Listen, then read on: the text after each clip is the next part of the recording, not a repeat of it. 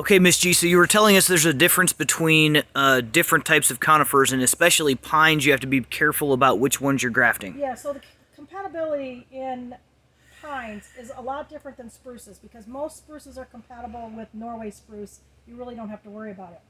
But in the pine family, we have different, we have what we call one needle pine, two needle pine, three needle pine, four needle pine, five needle pines. And when we talk about needle pines and how many there are, pines are made up into bundles. So if you look here, everywhere that a cluster of needles attach, you can pull it off and it's like a little cluster. Well, in this bundle, there's 5 needles. So this is white pine, which is a 5 needle pine. So we have grafted onto here another 5 needle pine. So 5 needle pines are like white pines, Korean pines, Pinus densiflora, which is red pine. So in a pine, you have to graft a 1 needle or a 5 needle to a 5 needle. You can't graft the other needles. For instance,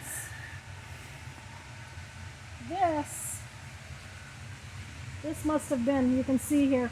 We must have had a bad plant that we took the cutting off of. But this is Scotch pine. And when you come in here and you pull off a clump of needles, this, strip them apart, can't get it. It's a 2 needle pine. So that little clump has 2 needles. So the plants that we are grafting onto this were 2 needle pines. You have to be real careful with 2 needle pines because there's a disease that's been in 2 needle pines for 50 years or so called diplodium, which we see this sometimes, sudden death of plants in Austrian pines, Scotch pines.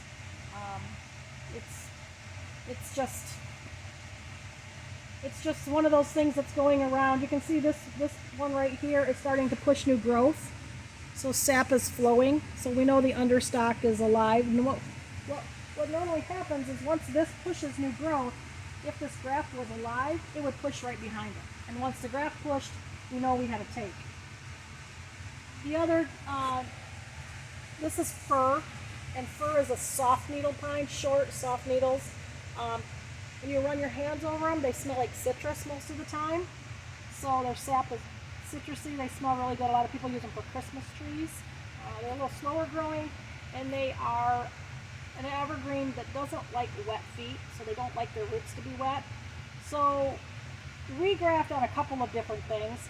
We graft on Korean pine, or I'm sorry, Korean fir, which is fairly easy to find. We also graft on, if we can get a hold of it, something called Canaan fir. Canaan fir is a member of the balsam family. Balsam is native to Michigan, and you see it growing up north in the swamps and things like that. So it's a little more likely to tolerate wetter feet. So if we can find Canaan, we actually use that as understock because some of these other plants that are very sensitive to water, if we can graft them on a rootstock that is more water tolerant, we can sometimes get away with putting